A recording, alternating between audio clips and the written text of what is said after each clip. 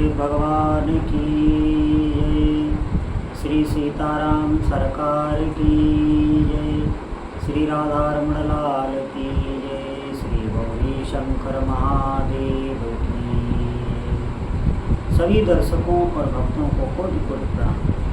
सबको प्रेम राजे जय श्री राधे जय श्री सीताराम। बहुत ही महत्वपूर्ण विषय है और जितने भी साधक हैं बहुत ध्यान से सुनिए।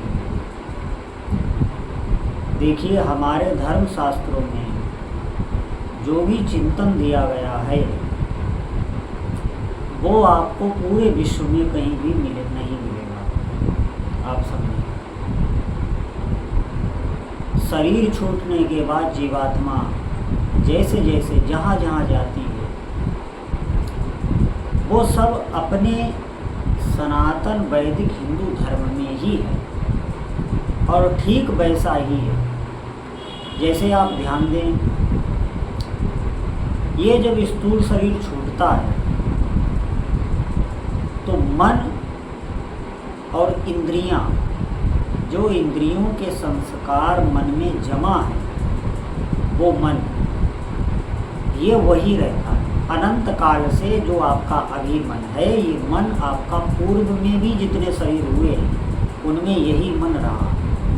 आप ध्यान दें, और ये बहुत गूढ़ बात है और इसको आप ऐसे प्रमाणित कर सकते हैं कि इसी जन्म में आप देखेंगे जो आपकी भोग की स्मृतियाँ हैं, आप समझिए भोग भोगने की जो स्मृतियाँ हैं, जो इंद्रियों से आपने भोग भोगे जिसमें आपको सुख मिला, वो आप देखेंगे कि आपकी बार बार मस्तिष्क में आती हैं और वो वैसे ही रहती हैं चाहे आपकी उम्र कितनी भी बीतती चली जाए।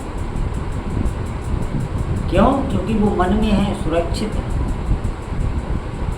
कई बार हम सोते हैं जागते हैं, सोते हैं जागते हैं, लेकिन वो उनका अंत नहीं होता है। इसी प्रकार कई बार हम सभी छोड़ते हैं, लेते हैं, ये मन वही रहता है। क्यों? क्योंकि ये मन ही माया है और इसके बारे में अपने धर्मशास्त्रों में जितनी सूक्ष्मता से बताया गया है आपको कहीं नहीं मिल सकता। आप ध्यान दें इस बात पर। इसीलिए कभी भी शास्त्र पर किसी को भी उंगली नहीं उठानी चाहिए। ऐसा समझिए, उसमें जो बात कहीं कोई दृष्टांत लिखा है मेल नहीं खा रहा है किसी पुराण का एक दूसरे पुराण में, तो हमें वहाँ पर ये सोचना चाहिए कि अभी हमारी पात्रता नहीं है इन बातों की समझने की। कोई एक श्लोक तक नहीं बना सकता, कितना भी बड़ा ज्ञानी हो जाए। अब यहाँ पर समझने वाली बात है कि मन तो वही रहता है, लेकिन बुद्धि जो होती है वो शरीर के साथ ही उसका ज्ञान लुप्त हो जाता है, एक प्रकार से कहें नष्ट हो जाता है। तभी किसी को पूर्व जन्म की स्मृति नहीं रहती। हाँ, कुछ होते हैं जिन्हें पुनर्जन्म की याद रहती है, लेकिन वो कैसे? वो जो अत्यंत आसक्त हो किसी स्थान, व्यक्ति, वस्तु के प्रति अत्यंत आसक्त, और उनकी जब मृत्यु हुई तो प्राण निकलने में कोई इतनी अत्यधिक उन्हें अचानक से उनकी मृत्यु हो गई और अचानक से उनके प्राण निकल गए। कोई ऐसा अत्यधिक कष्ट का अनुभव नहीं हुआ जिसमें विस्मृति होती है, जिसमें बुद्धि का लोप होता है।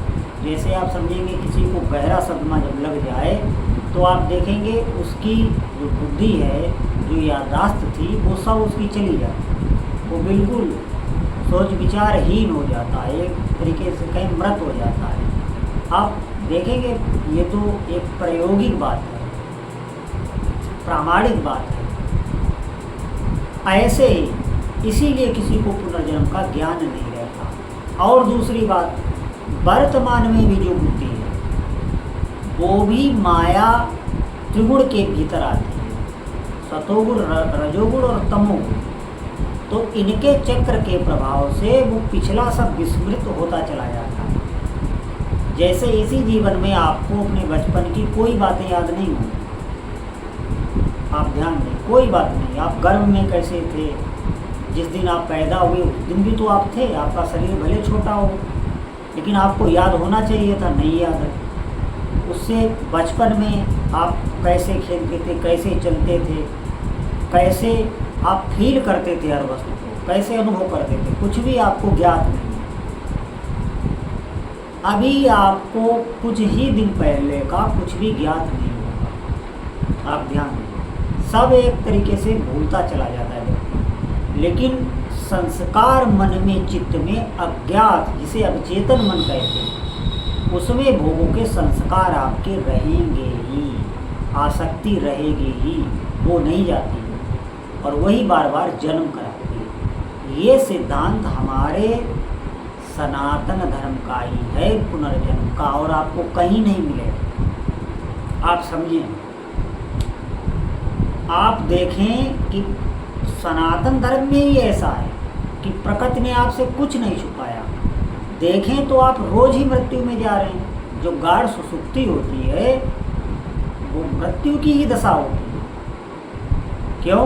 क्योंकि स्थूल शरीर का ज्ञान आपका चला गया, सूक्ष्म शरीर का जब लय हो गया तभी वो गाढ़ सुसुप्ति आती है, जिसमें कोई होश नहीं रहता कि सोया हुआ है या मरा हुआ है। तो जब सूक्ष्म शरीर भी लय हो गया, अब दो शरीर तो लय हो गए, तो प्रकृति आपको रोज दिखाती है कि आपके दो शरीर तो रोज लय हो रहे हैं, और उसके बाद फिर वो दोनों शरीर आ रहे हैं। जागते ही सूक्ष्म शरीर भी आया, सूक्ष्म शरीर आते ही आपको स्थूल शरीर का ज्ञान हुआ। इसका मतलब है कि दो शरीर तो हमारे अनुभव में ही हैं, रोज लय हो रहे हैं, और जो मृत्यु होती है उसमें जो हमारा कारण शरीर है वो भी लय हो जाता है। इसीलिए उसे इससे अधिक है जो हमारी सुसुप्ति दशा है, जो रोज हम सोते हैं, नींद में जाते हैं, मृत्यु कुछ उससे अधिक है। आप ऐसे समझें, भय उसका इसलिए अधिक है कि उसमें आपकी जो इंद्रियां हैं वो थोड़ा दीर्घ काल तक, आपके जैसे जैसे कर्म होंगे वैसे वैसे आपको जाना पड़ेगा। कितनी आपको यम यातना में जाना पड़ेगा, कहाँ कहाँ कैसे आपको जाना पड़ेगा, इसका कोई समय नहीं होता। इसी बात का जीव के हृदय में भय बैठा हो, इसीलिए वो मृत्यु से डरता है। क्योंकि सोने के बाद तो दूसरे दिन हमें पता है हमें जगना है, लेकिन मृत्यु के बाद दूसरा जन्म आपका कब, कहाँ, किस योनि में हो जाएगा, इसकी कोई गारंटी नहीं है। ये आपके कर्मों पर निर्धारित करता है।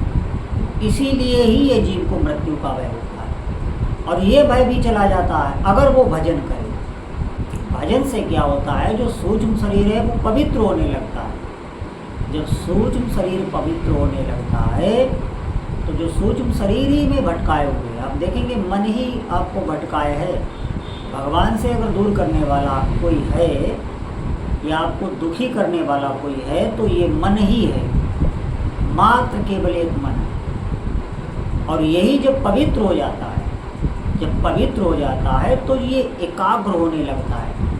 ठाकुर जी में जिन भी इष्ट देव का आप ध्यान कर रहे हैं, जिनका भी नाम जप कर रहे हैं, उनमें ये एकाग्र होने लगता है। उनमें ये ज्यों ही एकाग्र हुआ, पूरा का पूरा उनका अनुभव हो जाता है। फिर न तो उसे कोई भय रहता है, न कोई चिंता रहती है, कोई भी शोक आदि से नहीं रहता। ये सब अवस्थाएं साधना से मिलती हैं, भजन से, नाम जप से। ये ऋषि जो हमारे संत महापुरुष, जिन्होंने पूरे जीवन अपना लगाया है, तपाया है, और वो बात जो सरल करके हमें बताते हैं, लेकिन दुर्भाग्य है कि उस पे भी लोग तर्क करते हैं। मतलब आपको जो दवा दी जा रही है वो इतनी सरल रूप से करके दी जा रही है, मीठी दवाएं कहें। राधा नाम सुधा रसम, भगवान का नाम क्या है? सुधा रस है। वो मीठा करके आपको दिया जा रहा है, लेकिन उस पर भी हमारी बुद्धि में तर्क हो रहे हैं। इतने इतने बड़े ज्ञानी हो गए हैं कि बाबा गोस्वामी तुलसीदास जी से उन्हें अधिक ज्ञान है, बाबा सूरदास जी से उनसे अधिक ज्ञान है, भक्तमती मीराबाई से उनको अधिक ज्ञान हो गया। ज्ञान का उन्हें अपच हो गया कि वो भगवान के नाम की, रूप की, लीला की, इसके प्रमाण मांगते हैं। अरे प्रमाण तो आपका भी नहीं है, आप ध्यान दें, आपका प्रमाण कहाँ से आया? आप अगर पैदा हुए होते और आपकी मैया मर गई होती तो आपके पिता कौन है ये आपको कैसे पता चलता? आपको मानना ही पड़ेगा कि ये मेरे पिता हैं और कोई साक्ष्य नहीं है। आप जब स्कूल में जाते हैं आपको बताया गया ये अक्षर है, ये आ है, ये बड़ा आ है, ये रा है, रा से राम बनता है। ये जो आपको वर्णमाला बताई जा रही है उसी वर्णमाला पे आप चलने लगते हैं। वहाँ पे आप क्यों मान लेते हैं? आपको नहीं मानना चाहिए। जब आप इतने वैज्ञानिक हैं, इतने तार्किक हैं, तो वहाँ पर आपको नहीं मानना चाहिए। मैं ये नहीं मानता कि आ रा है, ये जो वर्णमाला है मैं उसको नहीं मानता। आ का प्रयोग हम या पे भी तो कर सकते हैं, लेकिन आप नहीं करते। आप क्यों उसी सिद्धांत पर चल रहे हैं? क्यों आप उसे मान रहे हैं? अगर मानोगे नहीं तो ज्ञान आएगा नहीं, ध्यान रखें। अगर आप उस वर्णमाला को माने ही ना तो आपको कोई ज्ञान नहीं हो सकता। इसलिए पहले मानना ही पड़ेगा। इस संसार में भी आपको मानना ही पड़ेगा। आप व्यवहारिक जगत में भी हैं, आप किसी से लेन देन भी करते हैं। हमने आपको धन दिया, आपने कहा हम आपको परसों वापस कर देंगे, तो ये बात आपको माननी ही पड़ेगी, तभी आप लेन देन कर पाएंगे। नहीं तो आप व्यवहारिक भी कोई काम बिना माने नहीं कर सकते।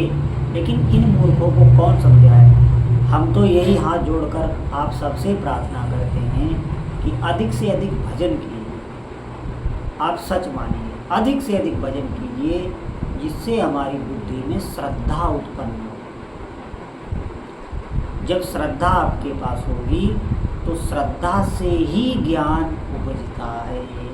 श्रद्धावान लभते ज्ञानम, श्रद्धा से ज्ञान आता है।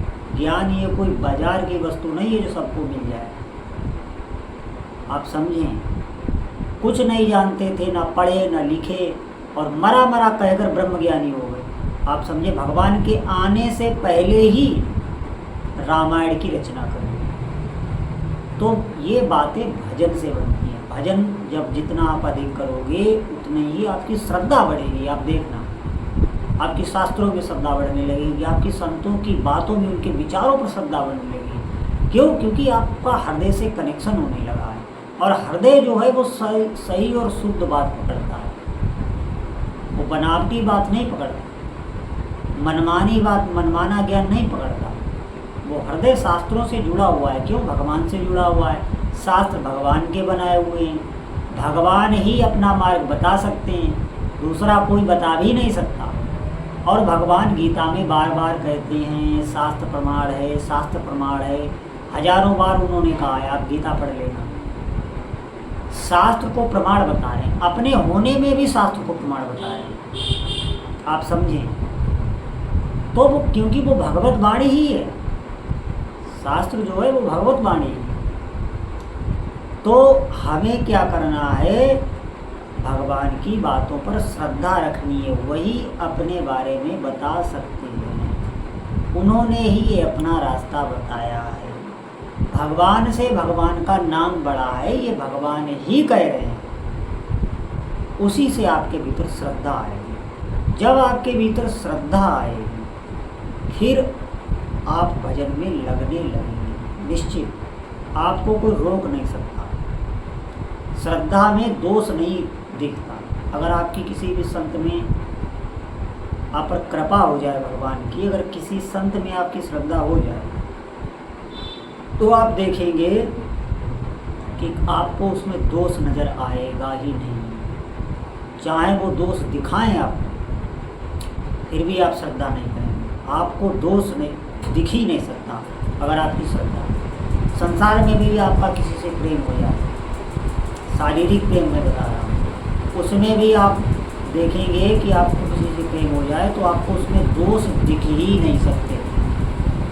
मैं दावे के साथ ये बात कह रहा हूँ। तो सबसे बड़ी बात है, श्रद्धा से ही भगवत प्राप्ति होती है, और ये सबको नहीं मिलती है, बाजार की वस्तु नहीं है, ये भजन से आती है। इसलिए सभी साधकों से प्रार्थना है अधिक से अधिक भजन कीजिए और कोई उपाय नहीं। भजन करने से ही काम बनेगा, खुद आपको करना पड़ेगा, आपकी स्थिति ऊंची उठती चली जाएगी। तो जितने भी साधक हैं अधिक से अधिक भगवान नाम जप करें। बोलो जय जय श्री सीता।